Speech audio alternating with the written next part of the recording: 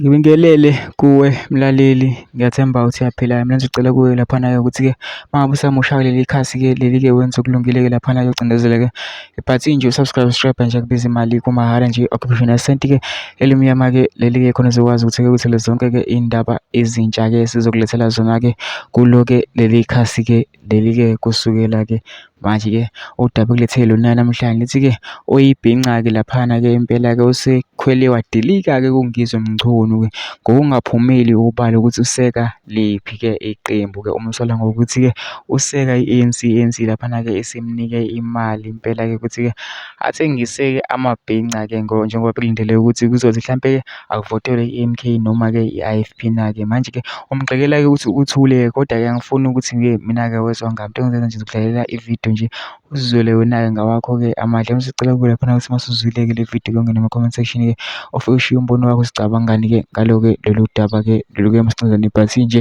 usubscribe nje kubiza imali kumahhala nje occasional sent-ke elimnyama-ke leli-ke.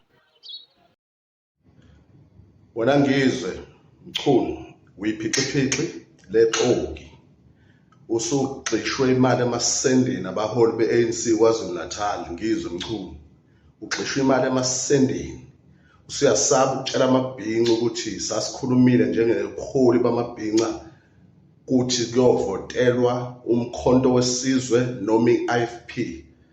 Amabhinca azovotela umkhonto wesizwe noma inkatha, kodwa wena ngizwa usakusho lokho ngoba usugxishwa abaholi be-ANC imali emasendeni phiqiphiqi ndini la kwamchunu.